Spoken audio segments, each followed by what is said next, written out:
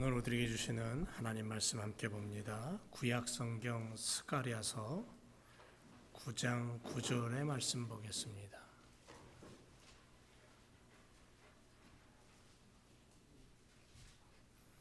스가랴서 1321페이지에 있습니다. 구약성경 1321 스가랴 9장 9절.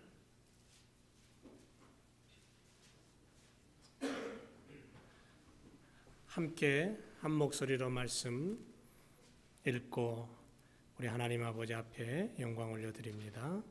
다 같이 시작. 시온에 따라 크게 기뻐할지어다. 예루살렘에 따라 즐거이 부를지어다.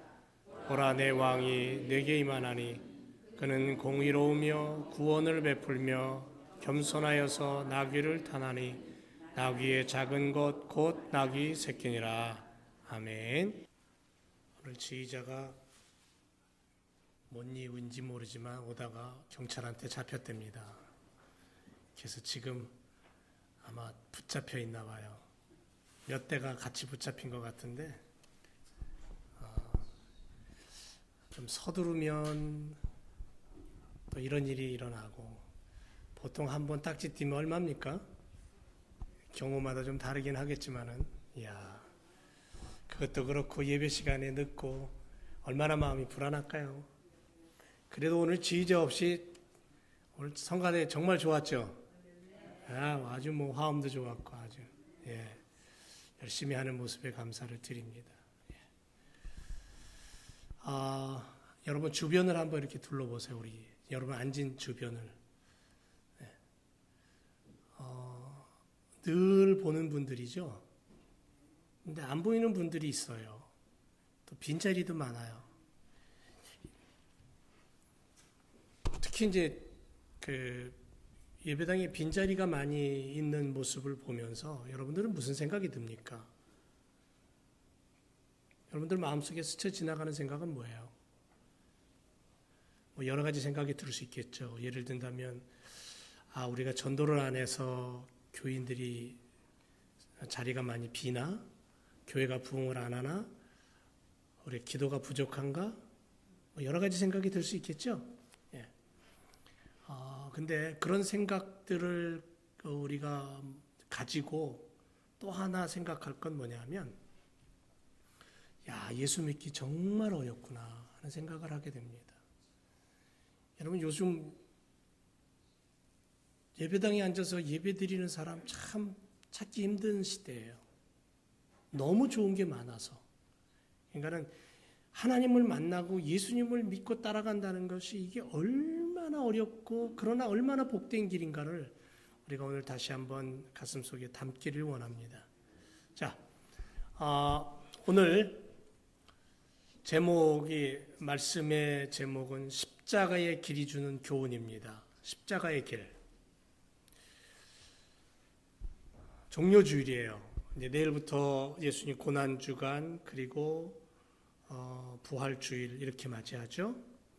그래서 이제 내일 월요일인 내일 저녁에 7시 반부터 한 2시간씩 우리 매일 월요일, 화요일, 수요일, 목요일, 금요일까지 저녁에 모여서 이제 기도하고 말씀 보고, 또 목요일 날 저녁에는 저녁 드시지 말고 오세요.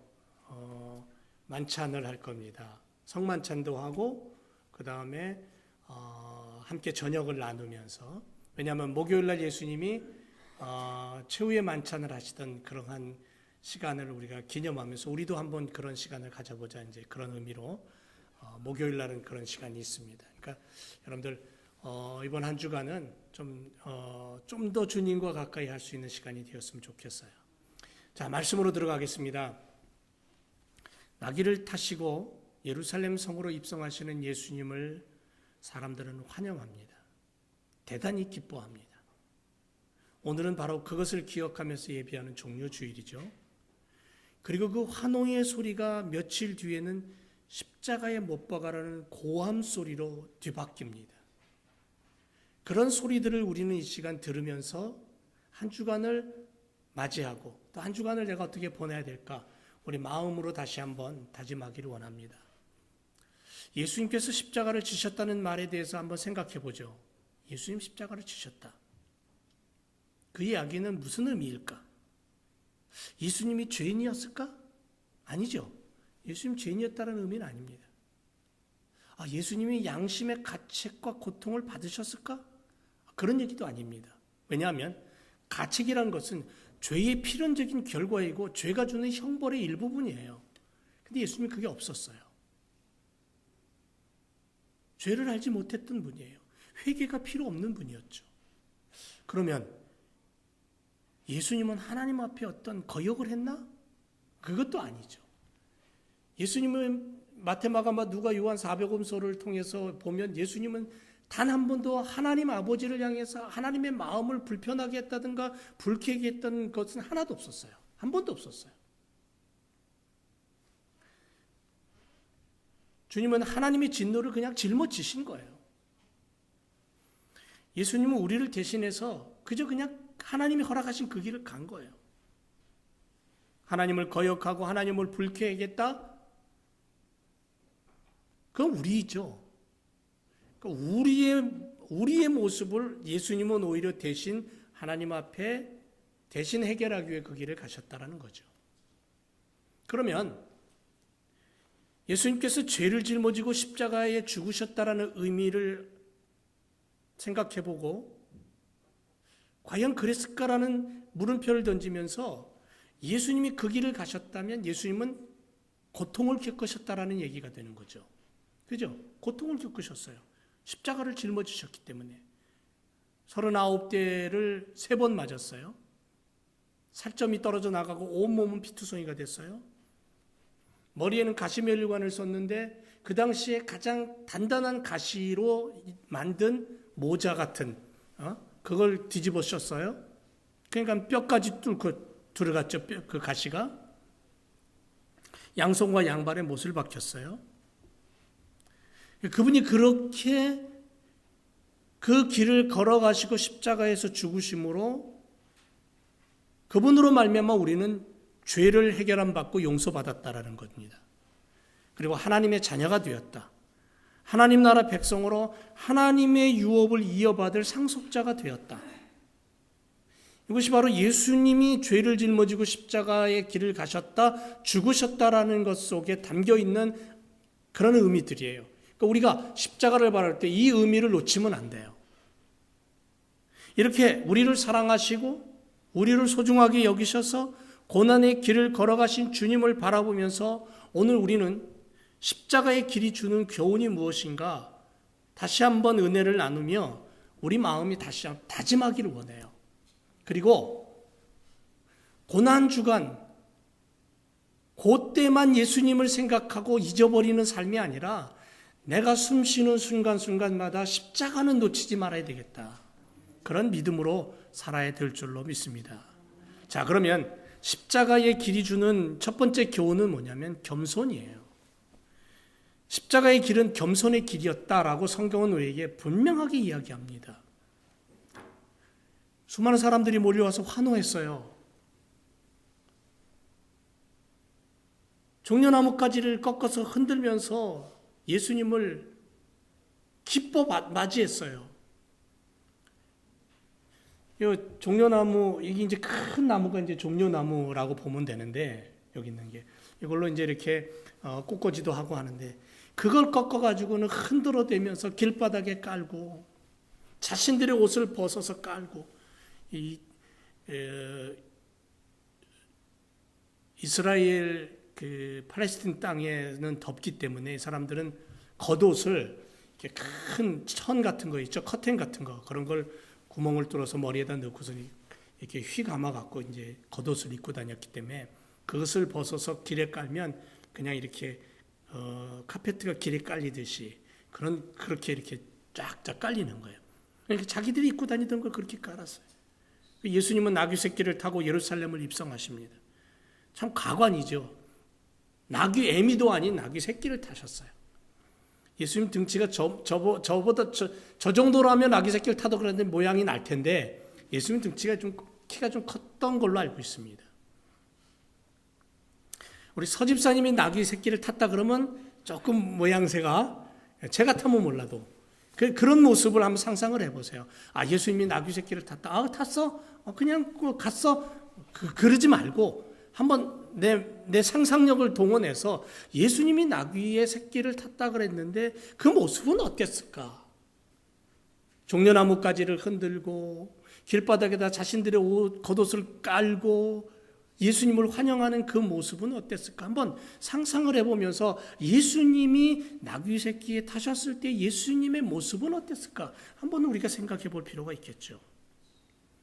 초라하기 짝이 없는 나귀입니다. 짐짝이나 나르고 채찍이나 맞던 보잘것없는 나귀인데 예수님이 그걸 타셨어요.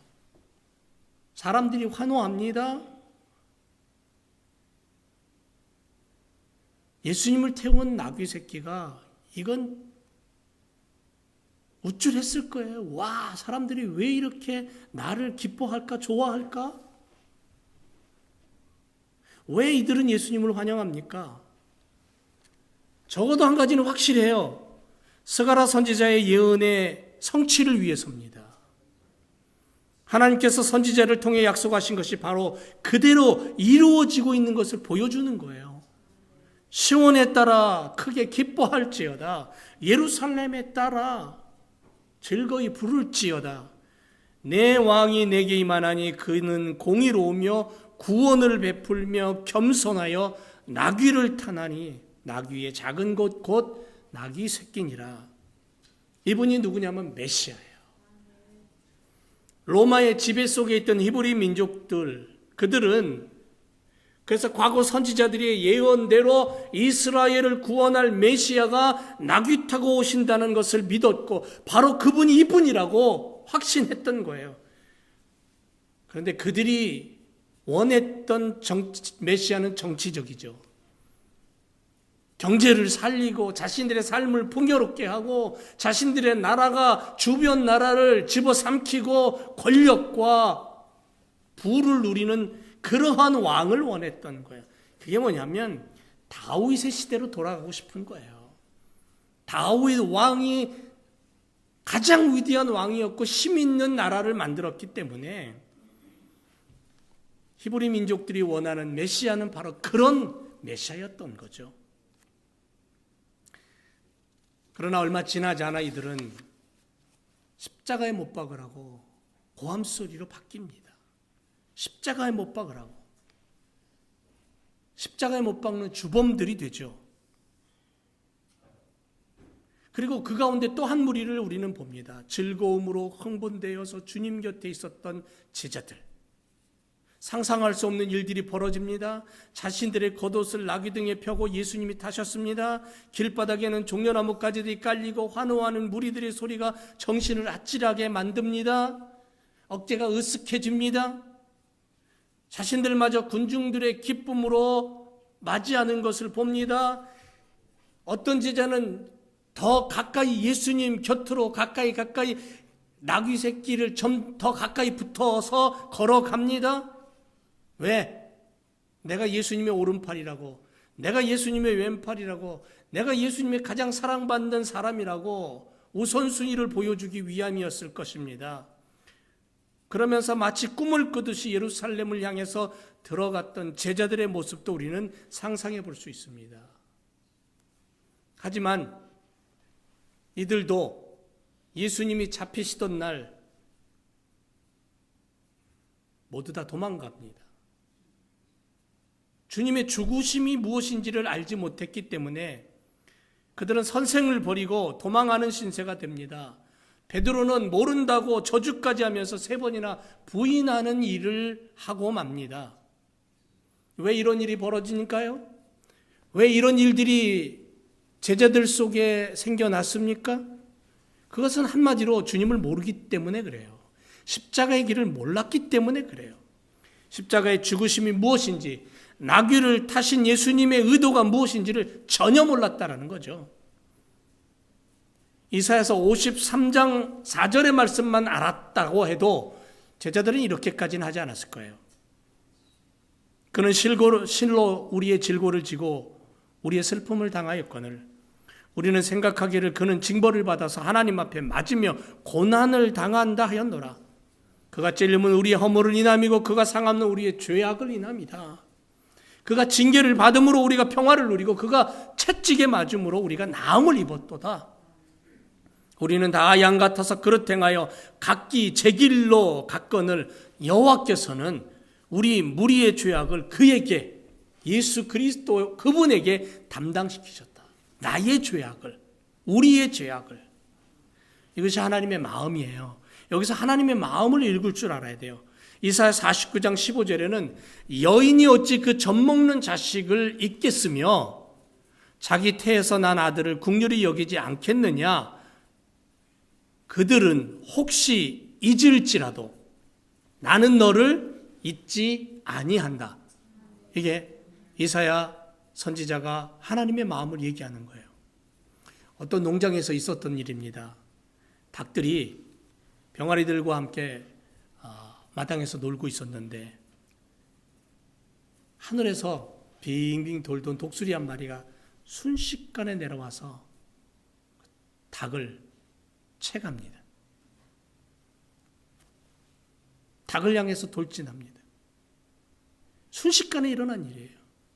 농부가 그걸 보고는 쫓아와서는 작대기로 독수리를 쫓습니다. 다행히도 독수리는 아무것도 채가지를 못했어요. 그런데 그 닭이 머리가 상하고 다 찢겼습니다. 독수리 발톱이 얼마나 날카롭습니까? 그리고는 결국은 죽었어요. 그냥 앉아서 죽었어요. 안타까운 마음에 농부가 그 닭을 이렇게 드는데 닭의 날개 밑에 병아리들이 8마리가 그대로 살아있는 거예요. 빽빽거리고.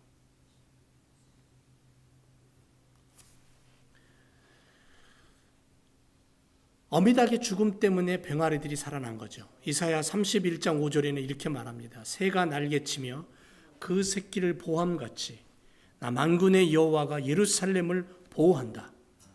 누가복음 13장 34절에 가보면 암탉이 제 새끼를 날개 아래 모음같이 내가 너희의 자녀를 모으려 한 일이 몇 번이냐. 하나님의 마음은 당신의 자녀들을 향하여서 끝없이 당신의 그 놀라우신 손길로 보호하고 품고 지키고 그랬다는 거예요. 그러니까 이 이야기는 뭐냐면 우리를 너무도 사랑하셔서 하나라도 다치지 않기를 바라시고 우리의 모든 불의와 죄악을 친히 십자가에서 담당하신 예수 그리스도에게 다 전가시켰다라는 거예요. 그리고 그것을 짊어진 분이 예수님이에요. 그 예수님께서 가신 길은 그래서 나귀를 타셨다 그랬어요. 나귀를 탔다는 건 낮아짐입니다. 십자가를 진다는 것은 왕자를 누리는 것도 권세를 부리는 것도 부귀영화를 맛보는 것도 아니잖아요. 피 흘리며 죽어야 되는 길이에요. 죄를 짊어지고 가야 되는 길이에요. 수많은 멸시와 천대와 모욕을 받아야 되는 길이에요. 그런데 예수님 그 길을 가셨잖아요. 왜냐하면 그 길을 통해서 많이 죄를 용서받을 수 있기 때문에 그러므로 주님이 가신 십자가의 길은 낮아짐이 우선이라는 거예요. 예수님은 이 땅에 오실 때에 마구간에 나셨어요. 말 밥통이 요람이에요. 당시에 어린아이가 태어나도 말 구유에서 태어난 아이는 없었어요. 다시 말하면 예수님은 이 땅에 오실 때 가장 낮은 자리로 오셨다라는 거죠. 거기에 태어나셨어요. 그리고 예수님 죽으실 때도 가장 낮은 모습으로 비참하게 죽었다는 거죠. 그런데 성경은 그렇게 사셨던 예수님이 왜 그렇게 사셨냐면, 왜 그렇게 죽었냐면 바로 우리를 위해서, 우리의 죄를 용서하고 우리의 죄값을 해결하고 하나님의 자녀로 우리를 삼기 위해서 그렇게 하셨다. 그 길이다. 그렇게 성경은 우리에게 분명하게 얘기하잖아요. 그러니까 내가 여기 지금 살아있고 내가 하나님의 자녀된 것은 예수 그리스도 십자가 외에는 없다라는 거죠. 그렇다면 예수님이 가신 그 십자가, 나귀를 타신 예수님의 그 모습은 스가랴 선지자에 의하면 겸손이라는 거예요. 낮아짐. 주님께서 가시는 길은 낮음의 길이었다는 거죠. 어디까지 낮아졌냐 하면 인간의 가장 추악함을 드러내는 그것까지. 아니, 내가 이것만큼은 드러내고 싶지 않은 거기까지. 여러분들 나름대로의 속에 아내도 남편도 부모도 자식도 알지 못하는 나만이 가지고 있는 수치, 나만이 가지고 있는 아픔, 나만이 가지고 있는 드러내고 싶지 않는 추악함이 있을 수 있어요. 그런데 주님은 바로 나의 그것을 해결하기 위해 나의 그것보다도 더 낮은 자리로, 더 추악한 모습으로 주님은 그 길을 가셨고 그렇게 죽으셨어요. 그러니까 내가 주님 앞에서는 나만이 가지고 있는 그 상처와 아픔도 주님 앞에 내어놓을 수 있어요.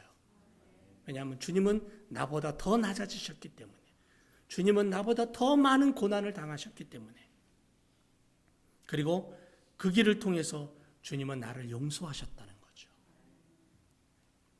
빌립보서는 분명하게 예수님의 모습을 이렇게 얘기합니다. 빌립보서 2장 6절 이하에 보면 그는 근본 하나님의 본체시나 하나님과 동등됨을 취할 것으로 여기지 아니하시고 오히려 자기를 비어 종의 형체를 가져 사람들과 같이 되었고 사람의 모양으로 나타나셨음에 자기를 낮추시고 죽기까지 복종하셨으니 곧 십자가에 죽으심이라.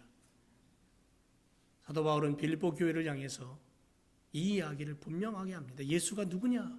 예수 그리스도의 십자가가 무엇이냐? 분명하게 우리에게 가르쳐주고 있습니다. 21세기에 우리가 타야 할 나귀는 겸손이라는 거예요. 겸손의 나귀를 우리도 타야 돼요. 높은 데 마음을 두지 말고 낮은 데 가슴을 두고 주님을 따라가는 자들. 그래서 마태복음 16장 24절에 이에 예수께서 제자들에게 이르시되 아무든지 나를 따라오려거든 자기를 부인하고 자기 십자가를 지고 나를 쫓으라. 분명히 그렇게 예수님 말씀합니다. 성도들이 반드시 기억해야 될 것 한 가지는 주님께서 재림하실 때는 나귀 새끼를 타지 않는다는 거예요. 주님이 초림하실 때, 처음 이 땅에 오실 때는 가장 낮은 곳에 오셔서 나귀 새끼를 타시고 가장 처참한 처형으로 죽고 피 흘리셨고 그렇게 죽으셨지만, 그러나 예수님이 다시 오실 때에는, 재림하실 때는 요한계시록에 보면 19장 이하에 보면 백마를 타고 천군 천사를 대동하고 하늘의 큰 권세와 능력을 가지고 오셔서 어둠의 색들을 청소하신다 그랬어요. 그리고 우리에게는 하나님의 나라를, 영원한 나라를 우리에게 선물로 주신다, 그렇게 말씀하셨어요. 그러니까 예수님의 재림을 바라보면서 우리는 이 땅에 처음 오셔서 우리의 죄를 위해 죽으신 예수님, 그분은 겸손하여 나귀를 타셨다. 이 땅을 사는 그리스도인들이 예수 그리스도를 따라갈 때에 이 겸손이라는 단어를 빼놓을 수 없다라는 것을 기억하시기를 주님의 이름으로 부탁을 드립니다. 두 번째로 예수님이 십자가의 길은 인내의 길이었다 그래요. 골고다 언덕까지, 부활의 시간까지, 더 나아가서 우리들의 처소를 완벽하게 준비하신 후에 천군 천사와 하늘의 권세를 가지고 이 땅에 다시 오실 재림의 시간까지 주님은 인내하셨어요. 지금도 인내하셔요. 그 길을 가신 거예요. 그 길을 보여주신 거예요. 그리고 지금 우리는 그 길 위에 서 있는 거예요. 왜? 한 영혼이라도 더 얻기 위해서 더 깊은 인내의 시간을 주님은 지금도 보내고 계셔요. 헬라어에 가보면 휘포모네라는 단어가 있습니다. 이 단어가 우리말로는 인내예요. 이 단어는 능동적이고 적극적인 움직임을 말합니다. 성경은 환경이 척박하고 그런 곳에 처한 상황이 어렵다고 주저앉아 있지 않습니다. 오히려 고난이 오고 역경이 오면 더 열심히 움직입니다. 적극적으로 일합니다. 그래서 바로 그러한 상황을 가리켜서 휘포모네라는 단어를 사용하고 있는 거예요. 진정한 인내. 어쩔 수 없어서 참는 것이 아니죠. 여러분, 예수님이 어쩔 수 없어서 십자가 지셨나요? 예수님이 어쩔 수 없어서 마구간에 나셨나요?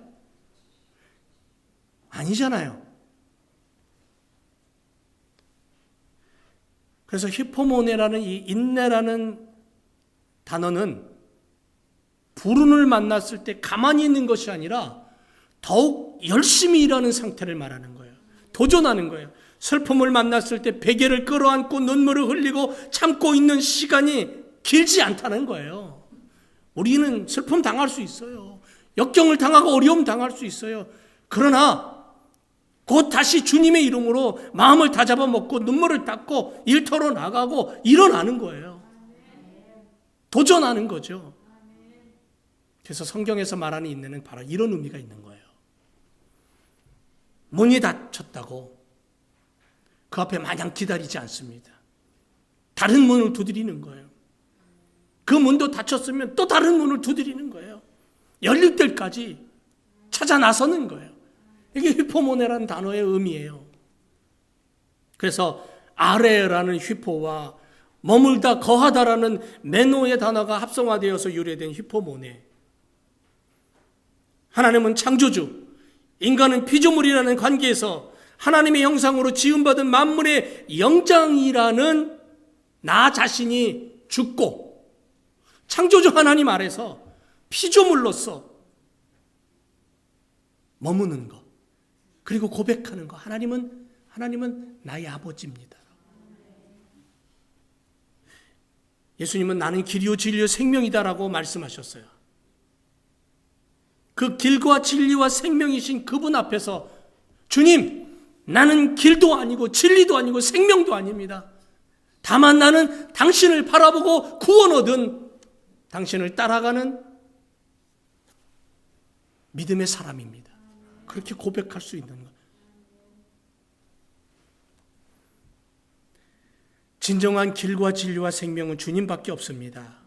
다만 나는 당신 아래 머물길 원합니다.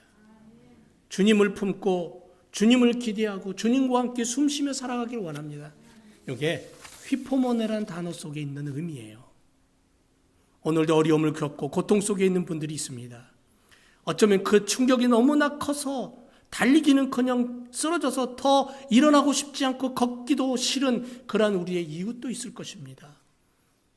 하지만 가만히 앉아 있으면 안 됩니다. 힘들어도 참고 달려야 되겠죠?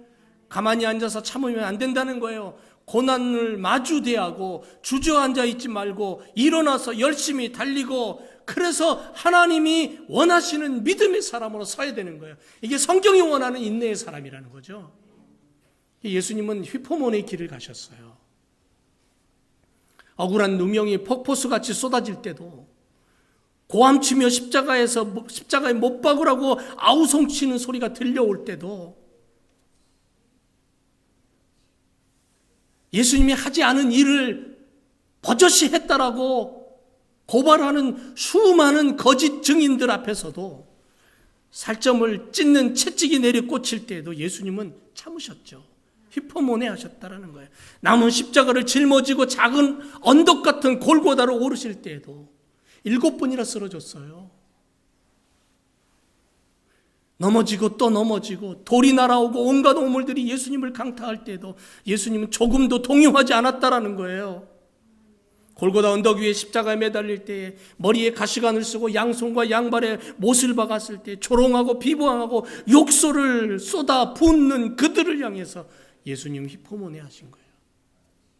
그리고 오히려 그들을 향해서 주님, 저들의 죄를 용서해 달라고, 저들이 하는 짓을 지금 알지 못합니다라고 오히려 예수님은 하나님 앞에서 중보의 기도를 하셨죠. 왜? 오직 한 가지 이유 때문에. 그것은 나를 살리기 위해서, 우리를 살리기 위해서 나의 죄를 사하시고 당신의 목숨과 피를 뿌려 우리를 구원하고 하나님의 잃어버린 모습을 되찾고 천국 백성 삼기 위해, 하나님의 그 놀라우신 축복을 우리에게 주기 위해서 이렇게 예수님은 처음부터 끝까지 인내하셨다는 거죠. 휘포모네의 길을 가셨다는 거예요. 그래서 그리스도인의 삶은 영혼 구원을 위해서라면 예수님의 인내를 따라가는 삶이 되어야 돼요. 무조건 인내하라 그럽니까? 그런데 아니죠. 예수님은 하나님의 나라와 성령을 회방함에 있어서는 단호하게 맞섰고 분노하셨던 분이에요. 금식하신 후에 예수님을 시험하는 사탄을 향하여 말씀으로 정확하게 분명하게 물리치셨어요. 성전을 파괴하고 장사의 소굴로 만드는 하나님의 처소를, 예배 처소를 강도의 구리로 만든다고 채찍을 들고 분노하시면서 뒤집어 엎으신 예수님이에요. 여러분, 성도라는 이름은 무엇입니까? 주님을 따르는 무리들입니다. 그렇다면 성도들은 자신의 삶 속에서 주님처럼 인내를 소유한 자로 살아야 될 줄로 믿습니다. 왜? 창조의 하나님께서 그것을 우리 안에 주셨기 때문에. 그래서 사도 바울은 고백합니다. 사랑의 표현 중에 첫 번째가 뭐냐면 인내라. 사랑은 오래 참고 이렇게 얘기하잖아요. 사랑은 오래 참고. 오래 참음이란 경건의 옷을 입어야 하는 성도들에게 가장 중요한 옷이라는 거예요. 오래 참는 것, 우리 어머니들, 우리 아버지들 오래 참잖아요. 아버지들보다는 어머니들이 좀 더 오래 참는 것 같아요. 가만히 보면 하나님이 그 성향을 그렇게 넣어주셨어요. 오늘 우리들이 오래 참음이라는 자세로 하나님 앞에 나아가서 하나님이 영광 받으시는 삶을 살아가길 원합니다. 여러분, 우리가 즐겨 먹는, 제가 언젠가도 말씀드렸죠. 꿀 한 숟가락은, 그 한 숟가락은 꿀벌이 4,200번을 꽃을 왕복해야만이 얻을 수 있는 거래요. 4,200번. 영어 사전, 웹스터 사전이 있어요. 36년 동안 밤낮으로 일해서 만든 사전이래요. 작곡가 요셉 하이든은 800개의 작품을 작곡한 이후에 가장 위대하고 유명한 천지창조라는 오라토리오 곡을 만들었어요. 66세에 돼서야 800번이라는 작품을 써본 후에 완성됐어요. 시스턴 채플에 있는 미켈란젤로의 그림, 최후의 만찬이라는 그림은 8년 동안 2,000번이나 그림을 그린 이후에 완성된 작품이에요. 고개를 떨어뜨리고 마지막 죽음의 호흡까지도 예수님은 참으셨습니다. 왜? 이유가 뭡니까? 내가 메시아 역은 지금 너의 능력을 보이라고 조소하던 그들을 향하여 그렇게 하지 않으셨던 것은 예수님이 할 수 없어서일까요? 아니죠. 예수님은 왜 그토록 인내하셔야만 했습니까? 주님은 알고 계셨어요. 인간들의 죄악이 얼마나 더럽고 간사하며 악한지를 아셨어요. 강한 것 같으면서도 약한 인간의 모습을 보셨어요. 인간의 가락함을 조종하고 있는, 그것을 이용하고 있는 어둠의 세력, 사탄의 계획도 아셨어요. 그래서 그 모든 인간의 사악한 죄악을 몸소 예수님은 당하셨어요. 이것을 참아내지 않고 이것을 견뎌내지 못한다면 오래전 약속하신 하나님 아버지의 약속은 깨어지고 하나님의 꿈은 산산이 부서지고 하나님의 영원한 나라는 세울 수 없다는 것을 예수님은 아셨어요. 사탄은 이 하나님의 약속에 깨어지는 것을 노렸죠. 그래서 십자가를 지시기 전날 밤에 겟세마네 동산에서 기도하시던 예수님을 그렇게 유혹했어요. 절박했고 처절했고 고통스럽게 예수님 기도했죠. 그래서 땀방울이 떨어지는 핏방울처럼 되더라고 성경은 우리에게 가르쳐줘요. 십자가 지시기 전날 밤에. 왜 그렇게 십자가를 앞에 놓고 기도하셨어요? 그게 얼마나 중요한 길인가를 아셨기 때문에.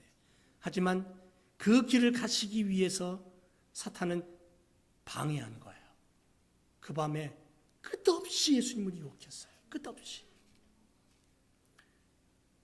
예수님의 인내로 우리는 지금 구원을 얻었습니다. 믿습니까? 예수님이 십자가 지심으로 우리는 생명을 얻은 줄로 믿습니다. 그분이 받은 고통과 그분이 당한 아픔을 우리는 100% 알 수 없죠. 하지만 우리는 그 아픔과 고통으로 말미암아 지금 하나님의 아들이 되었고 딸이 되었습니다. 그것만큼은 인정해야 됩니다. 그가 찔림은 우리의 허물을 인합니다.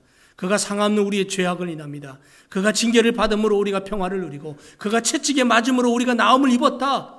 그가 오래 참음으로 우리는 하늘나라를 얻었다. 그가 인내하심으로 우리는 하나님 자녀가 되었다. 바로 그 십자가를 오늘 우리는 기억해야 된다는 거죠. 성도는 인내로서 우리 앞에 당한 경주를 경주하며 그 앞에 있는 즐거움을 위하여 십자가를 참으사 부끄러움을 개의치 아니하신 예수님을 바라보는 것이 성도예요. 히브리서 12장에 그렇게 얘기해요. 오늘도 우리는 예수님의 그 인내, 히포모네의 인내를 우리가 가슴에 담고 주님 가신 그 길을 우리도 쫓아가는 믿음의 삶을 살아가야 될 줄로 믿습니다. 마지막으로 십자가의 길은 뭐냐면 예배의 길이에요. 예배의 길.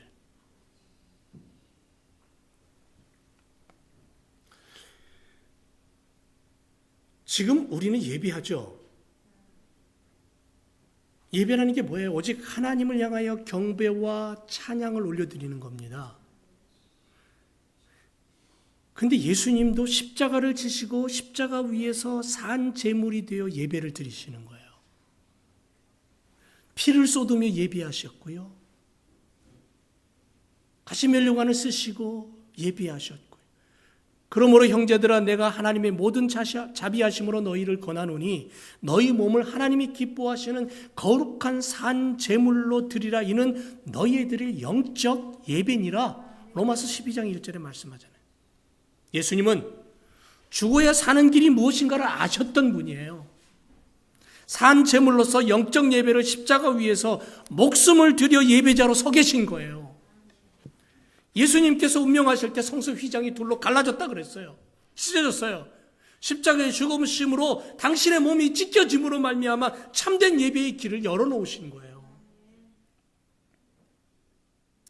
여러분 레위기에 제사 드리는 방법을 보면 제물이 죽어야 돼요. 가죽을 벗기고 살에 각을 떠서 그 제단 위에 올려놓고 불을 태웁니다.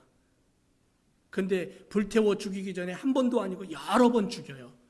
각을 뜬다는 건 여기저기 다 죽이는 거예요. 한 번 죽이는 게 아니에요. 또 죽이고 또 죽이고. 제물의 완벽한 죽음을 위해서. 하나님은 제물이 완벽하게 죽어 불살라질 때 제사를 받으셨다 그랬어요. 제사의 현장은 그래서 늘 이 뜨거운 불의 열기로 뜨거웠어요. 바울은 구약의 제사처럼 예배를 드리라고 말씀하는 거예요. 그런데 신약의 성도들은 구약의 제사처럼 살아있는 짐승이 죽어서 하나님 앞에 드려지는 게 아니라 신약의 성도들은 살아있는 그 모습 그대로 하나님 앞에 제물이 되라는 거예요. 그게 산 제물이에요. 그런 예배를 오늘 우리는 드리라는 거예요. 왜? 예수께서 이미 죽으셨기 때문에 산 모습으로 산 제물 되어 죽으셨기 때문에. 여러분 예수님 십자가에 죽으셨다고 죽은 겁니까? 십자가 위에서 예수님은 예배 드렸고 제물이 되셨어요. 근데 죽으셨잖아요. 근데 죽은 게 아니잖아요. 예수님은 무덤 문을 열고 살아나셨어요. 그래서 말씀하시는 거예요. 산 제물이 되라고. 나 자신을 성령의 불로 완전히 소멸시키고 헌신하고 내 지식과 가치관과 내 경험, 타인을 험담하고 비난하는 거, 욕심과 욕망, 이런 모든 것들을 다 십자가 앞에 내려놓고 성령의 불로 태워버리고 그리고 하나님 앞에 숨쉬며 생각하며 살아있는 나를 하나님 앞에 드리라는 거예요. 그게 살아있는 예배라는 거죠. 로마서 6장에 보면 또한 너희 지체를 불의의 병기로 죄에게 드리지 말고 오직 너희 자신을 죽은 자 가운데서 다시 산 자같이 하나님께 드려라. 너희 지체를 의의 병기로 하나님께 드려라. 이렇게 말씀합니다. 여러분 토미 테니 목회자분이 쓴 하나님의 관점이라는 책을 여러분 시간 되시면 한번 읽어보세요. 여기서 이분은 예배를 이렇게 정의합니다. 당신은 예배를 통해 사탄이 결코 갈 수 없는 자리로 나아갈 수 있습니다. 이 말은 뭐냐면 바로 우리는 하나님의 가족이 되었고 하나님의 자녀가 된 특권을 가지고 있다는 거예요. 예배가 뭐냐면 하나님 앞에 갈 수 있는 비밀 통로가 있다는 거죠. 하나님 우리에게 그걸 주셨다는 거예요. 천상에 이르는 단독 통로, 어린 양의 피로 만들어 놓은 비밀 통로가 있다는 거죠. 여러분 옛날에 왕들은 자신의 집에서부터 은밀하게 어디론가 빠져나갈 수 있는 비밀 통로를 가지고 있잖아요. 그건 몇 사람밖에는 모르잖아요. 예수님 스스로가 불완전한 인간을 완전한 하나님으로부터 분리시켜 놓았던 휘장을 찢어 놓음으로 말미암아 우리가 그리스도의 십자가의 보혈을 바르고 예배 자리로 나아갈 때에 하나님의 용서와 하나님의 은총이 즉각적으로 허락된다는 거예요. 우리 모두는 예배를 통해 사탄이 알 수 없는 그 길을 가고 금지구역을 갈 수 있고, 그래서 하나님이 허락하신 그 길을 통해 하나님을 만나고 하나님을 향해 예배할 수 있는 거죠. 지금도 어둠의 세력인 사탄은요, 하늘나라 정문 앞에 서서 우리를 참소합니다. 악에 찬 고발을 하는 거죠. 하나님 아무개가 이런 죄를 지었답니다. 그렇게. 근데 주님 말씀합니다. 야, 잠깐만. 내가 내 기록을 좀 확인해 보자. 기록을 보면 분명하지 않겠니? 그래, 누구라고? 재형이? 그래, 그 이름이 여기 생명책에 있네. 그런데 그가 뭔 짓을 했다고? 그래. 사탄은 눈에 불을 켜고 나를 고발합니다. 하나님 앞에. 그는 이런 일을 했고, 그는 이런 말을 했고, 그는 이런 짓을 했고, 그런 이런 죄악을 저질렀습니다. 그러냐? 어디 한번 보자. 잠시 후 주님 말씀합니다. 야, 아니 재형의 죄가 없어. 이 하나님의 아들은 이미 의롭다라고 칭함을 받았는걸? 야, 내 생명책에 그 이름은 있어도 죄는 없다, 안 보인다. 주님의 대답은 즉각적이에요. 너 거짓말하는 사탄아, 나의 자녀들을 참소하지 말아라. 여기 내 생명책에 기록되어 있는 그는 십자가 보혈로 그 죄가 사함받았고 내가 의롭다고 인정한 아들이야. 내가 의롭다고 인정한 딸이야. 더 이상 이 아이를 향하여 나에게 참소하지 말어. 나에게 고발하지 말어. 하나님 그렇게 말씀하셔요. 그런 분이에요. 십자가에 죽으신 그리스도의 보혈이 나를 그렇게 만들었다는 거예요. 예배가 뭐냐면 그 십자가의 보혈의 이름을 가지고, 예수 그리스도의 이름을 가지고 우리가 어떻게 하냐면 하나님을 만나러 가는 거예요. 다른 길이 열린 거예요. 사탄은 정문에 서서 나를 막 참소하고 나를 향해서 고발하고 데모할지 모르지만 나는 이미 그 시간에 하나님을 만나고 있는 거예요. 어떻게? 비밀 통로를 통해서. 사탄은 몰라요. 어둠의 세력은 그 길을 몰라요. 십자가에서 죽으시던 그 순간에 성소의 휘장이 갈라졌을 때 이미 비밀 통로를 주님은 열어놓으신 거예요. 그래서 우리는 주님을 만날 수 있어요. 예배를 통해서 주님을 만나고, 찬송을 통해 주님을 만나고, 기도를 통해 주님을 만나고. 사탄은 몰라요. 그 길을 몰라요. 나와 주님만이 아시는 길이에요. 그 길을 통해 나는 주님을 만나고 있는 그 순간에 나를 아무리 참소해 보세요. 물론 내가 죄가 없다는 거 아니에요. 이 땅을 살아가면서 불완전한 존재로 순간순간 넘어지고 쓰러지고 아파해요. 하지만 우리는 주님의 이름이 있어요. 예배는 하나님의 심장으로 가는 길이에요.